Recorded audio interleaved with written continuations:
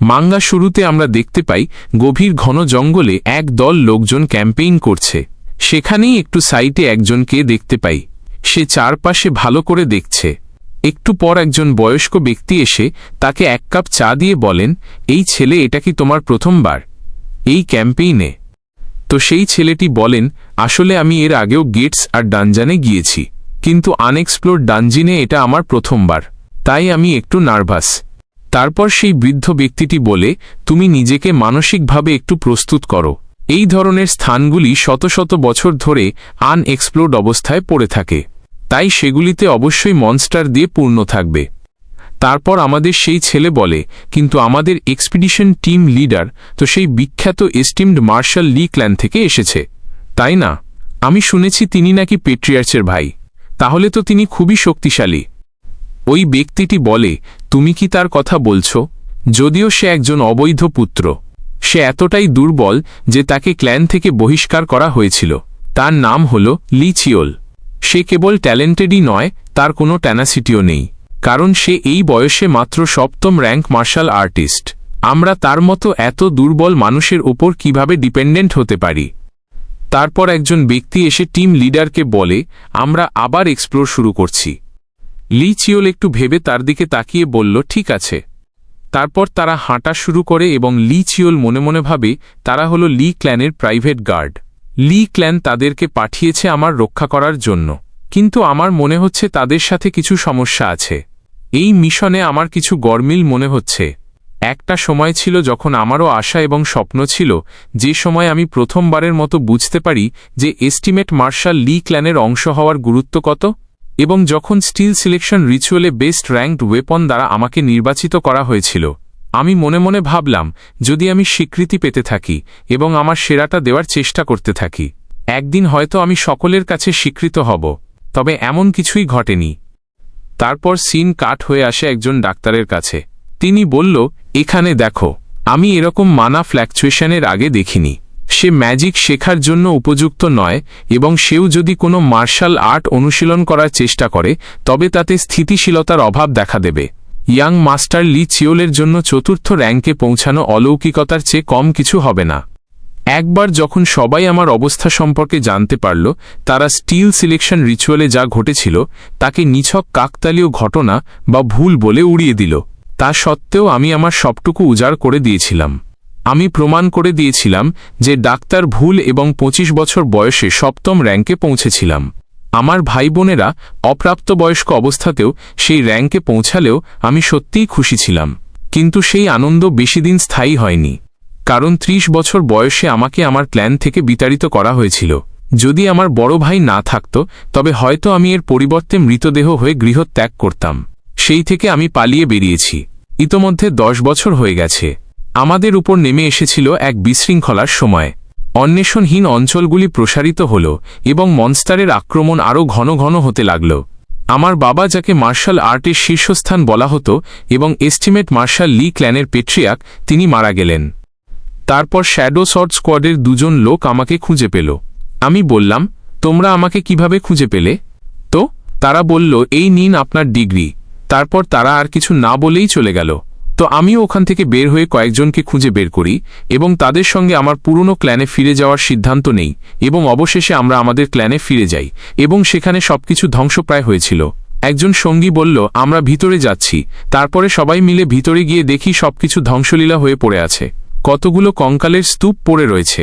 হঠাৎ করে একজন ব্যক্তির পেছন থেকে এসে আমাদের এক সঙ্গীকে আক্রমণ করেন এবং পেছন থেকে আরও কয়েকজন এসে আমাদেরকে চারপাশ থেকে ঘিরে ধরে। তারপর তারা সবাই মিলে আমাদের দলের সবাইকে মেরে ফেলে। একজন ব্যক্তির পেছন থেকে এসে বলে, আমি তো ভাবতেই পারিনি এখনও পর্যন্ত লি ক্লানের একজন ব্যক্তি জীবিত আছে। সমস্যা নাই, এরপর থেকে আর কেউ জীবিত থাকবে না। এই বলে সে আমাকে নির্মমভাবে ছুরি দিয়ে আঘাত করে এবং মৃত্যুশয্যায় নিয়ে যায়। তখন আমি মনে মনে ভাবলাম, যদি আমি আরেকটা সুযোগ পেতাম তাহলে হয়তো শেষটা এমন হতো না।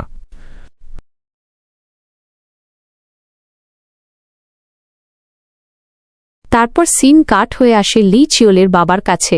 তিনি বলেন, এটা কি ইউজাং এর বাচ্চা?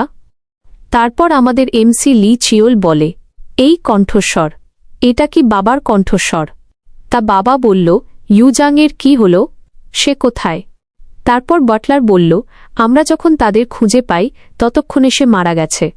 আমাদের এমসি বলে, দাঁড়াও, তাকে খুব ইয়াং মনে হচ্ছে এবং তার বাটলারও। কি হচ্ছে এসব বাবা?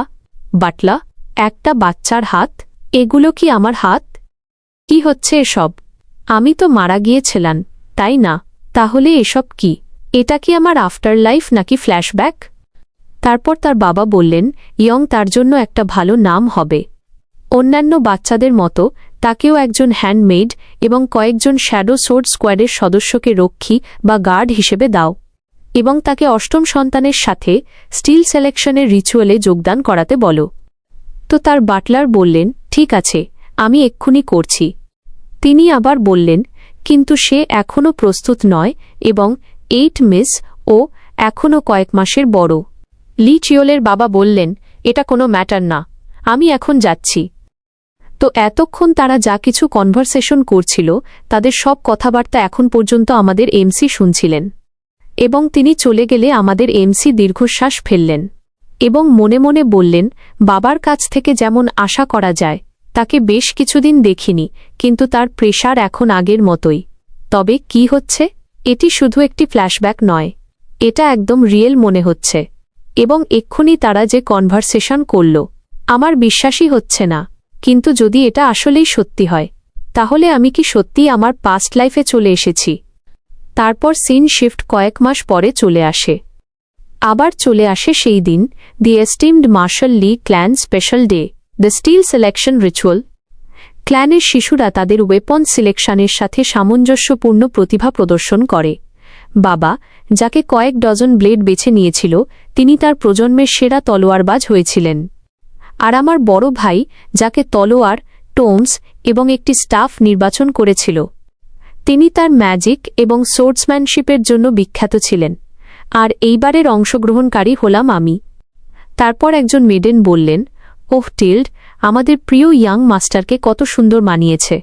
সে একটি নতুন পরিবেশে আছে, কিন্তু সে মোটেও কাঁদছে না। সে কত স্ট্রং। আমি নিশ্চিত তুমি ভালো ফল পাবে। আমি জানি তোমার সামনে একটি উজ্জ্বল ভবিষ্যৎ আছে। তারপর আমাদের এমসি বললেন, আমার হ্যান্ডমেড এখন আমার মায়ের মতো। কিন্তু আমার অন্যান্য ভাইদের ঘৃণার কারণে তাকে বহিষ্কার করা হয়েছিল। শুধু ছিল সেই একমাত্র ব্যক্তি যে আমার একাকিত্বের জন্য কেঁদেছিল এবং আমার পাশে ছিল। আমি তাকে যে কোনো মূল্যে রক্ষা করব, তবে আমি এটা হতে দেব না। তারপর একজন ব্যক্তি এসে বললেন, ইয়াং মাস্টার কি প্রস্তুত? আমার মেডেন বললেন, চলো আমরা এখন যাই। তারপর একজন এসে পেট্রিয়ার্ককে বললেন, ইয়াং মাস্টার প্রস্তুত হয়ে গেছেন। তো পেট্রিয়ার্ক বললেন, ঠিক আছে, তাকে নিয়ে আসো। তারপর দুজন বাচ্চাকে নিয়ে আসা হলো এবং যে ছেলেটিকে বাইরে থেকে আনা হয়েছিল ... এবং একজন ব্যক্তি বললেন, আমার মনে পড়ে না যে আমাদের মধ্যে কেউ সেই বয়সে এই রিচুয়ালে অংশ নিয়েছিল। তো আর একজন বললেন, আমি জানি না কোত্থেকে এলো এই বাচ্চা। সিলেকশন হোস্ট বললেন, চলো এবার শুরু করি দ্য স্টিল সিলেকশন রিচুয়াল। তাতে আমার হাতে দাও। এই বলে তিনি তাকে হাতে নিয়ে তার পকেট থেকে একটি নাইফ বের করে তার হাতে একটা ছোট্ট কাট লাগালেন এবং তার হাত থেকে যে রক্ত পড়ল তা দিয়ে রিচুয়াল শুরু হয়ে গেল। এবং তাকে একটা সোয়ার্ড চুজ করল। সোয়ার্ডটির নাম দ্য আইভোর সোয়ার্ড। এটি একটি সত্যিকারের শ্রেষ্ঠ শিল্পকর্ম, যা বংশ পরম্পরায় কারও কাছে সাড়া দেয়নি। এই বলে তিনি সোয়ার্ডটি হাতে নিয়ে বাচ্চাটির কাছে নিয়ে গিয়ে তাকে দিলেন এবং বললেন, এখন থেকে এই সোয়ার্ডটি তোমার। তো সেই বাচ্চার মায়ের মেডেন বাচ্চার মাকে অভিনন্দন জানালেন এবং বললেন, আমাদের ফ্যামিলিতে আরেকটি নতুন জিনিয়াস জন্ম নিল। এটা আমাদের ক্ল্যানের জন্য গর্বের বিষয়। তো তার মা খুশি হয়ে তাদেরকে ধন্যবাদ জানালেন এবং মনে মনে আশঙ্কা নিয়ে বললেন, এবার তার পালা। হোস্ট আবার বললেন, আমাদের রিচুয়ালে আরেকজন অংশীদার আছে। তো তালাবলি করতে শুরু করলেন, হ্যাঁ, আমি শুনেছি সে ওই বাচ্চাটি যাকে কুড়িয়ে পাওয়া হয়েছিল। তো তাদের কথা শুনে আমাদের এমসি ভাবলেন, এই রিচুয়ালে কত অভদ্র লোকজনও এসেছে। এবং তারপর হোস্ট তার হাতেও একইভাবে ছুরি দিয়ে একটা কাট দিলেন এবং এক ফোঁটা রক্ত নিলেন আর রিচুয়াল শুরু করে দিলেন। আমাদের এমসি ভাবলেন, দ্বিতীয়বারের মতো সময় চলে এসেছে। গত লাইফে আমি সিলেক্টেড হয়েছিলাম এই সোয়ার্ডে, দ্য ক্লিয়ার একো, আ হেভেন র্যাঙ্ক সোয়ার্ড। কিন্তু এইবার এই লাইফে